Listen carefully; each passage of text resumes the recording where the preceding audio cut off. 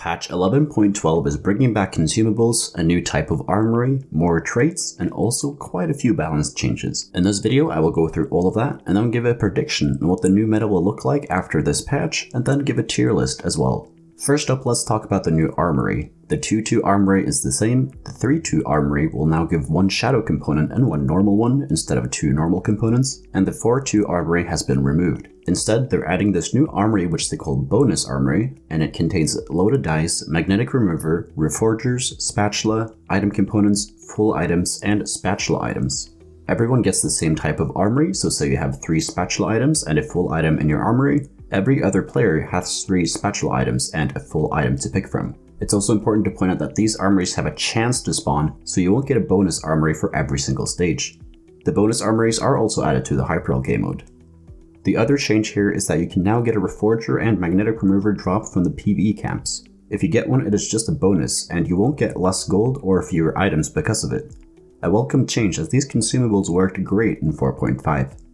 They're also nerfing critical strike damage, so now IE and JG on your carry will be weaker. This is a welcome change, as the itemization paths for a lot of carries were almost identical, and this should make items like Deathcap and Deathplate a lot more viable. They're also adding a bunch of chase traits. With all of these, you will need 1 or 2 spatula items to complete. The most appealing ones are definitely 9 skirmishers and 6 spellweaver. In general, this won't really have an impact on the meta, as you will not get this very often, but it should at least create some exciting moments. Now let's move on to some trait changes. Abomination is getting reworked/nerfed.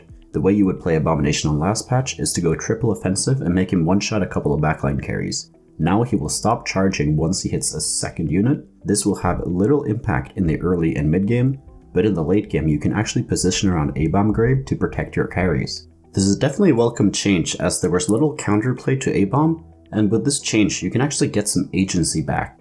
Cavalier is getting nerfed. This only hurts the reroll Cavalier comp with Brand. Dawnbringer is getting buffed. This is a decent buff, as all the Dawnbringers except for Riven have been struggling.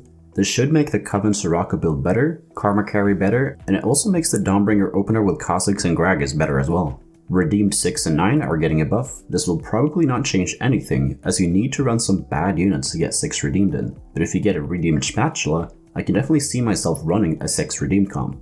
Skirmisher 3 is getting a buff, which is nice, as it did fall down quite a bit in power last patch. Now moving on to 1 costs. Lysandra is getting buffed at all levels, which is nice. She felt completely worthless, and every time I picked her up early game, I regretted it. Vayne is getting buffed at 1 and 2 star, which is nice. Vladimir is getting buffed as well, so already we can see that Coven Soraka is getting some more power into its early game.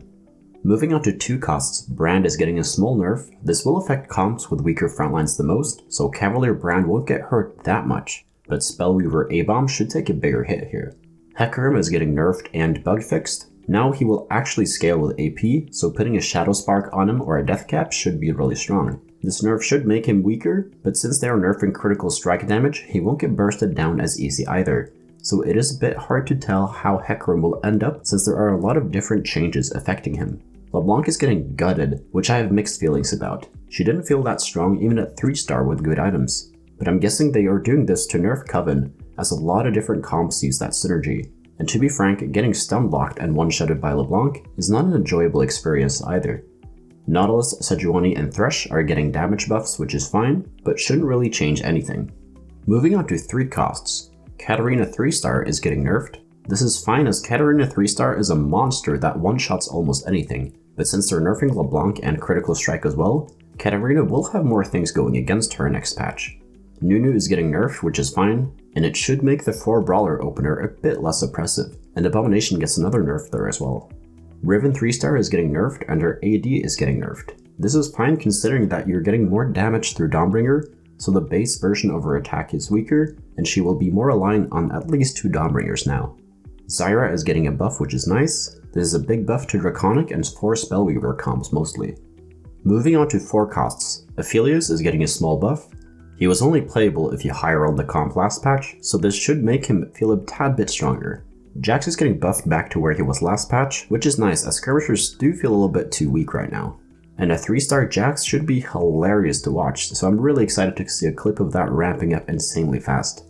Karma is getting reworked in a way. Essentially now she will always need to auto once before casting, so blue buff is not as much of a crutch anymore.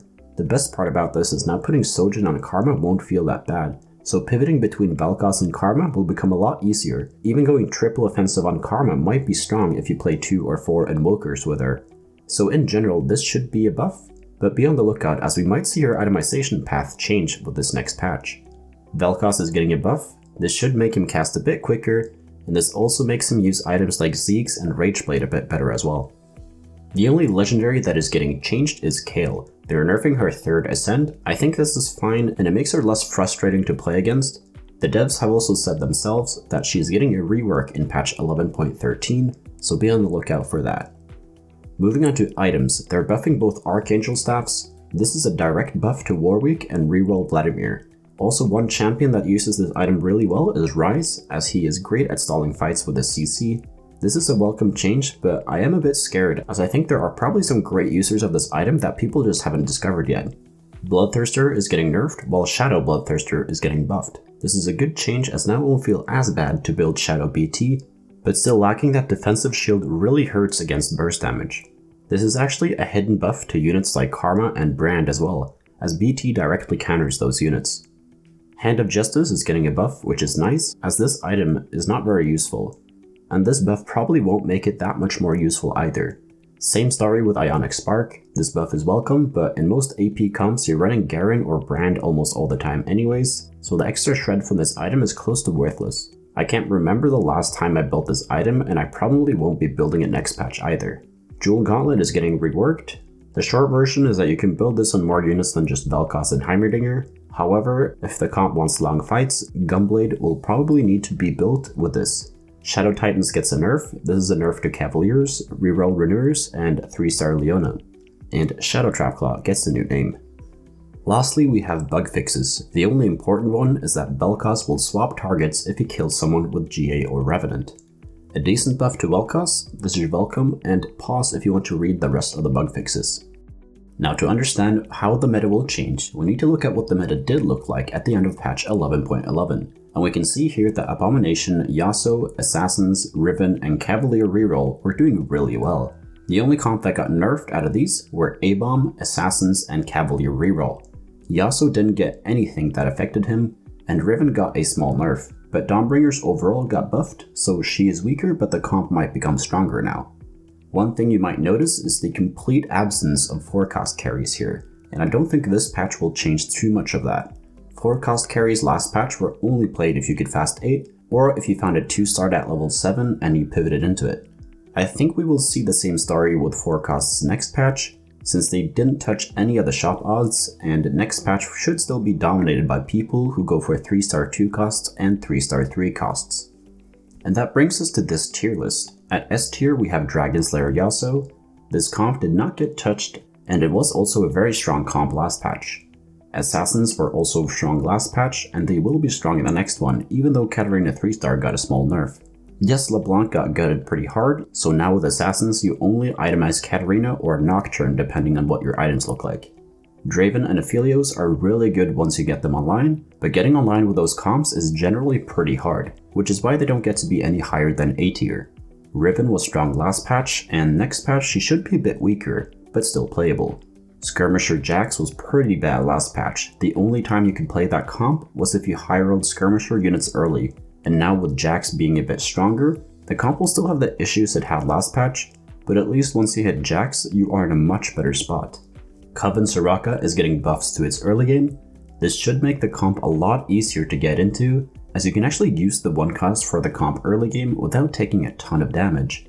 It's hard to say where Karma will land, but it should still be strong as we have seen Dawnbringer buffs and her itemization is now also more flexible. Cavalier Brand got hit pretty hard with both the trait, Hecarim, and Brand getting nerfed, so it's probably not as forcible anymore. But since we did see Zyra and Vel'Koz buffs, we might just run 4 Spellweaver instead of 3 Cavaliers now until we hit Rel.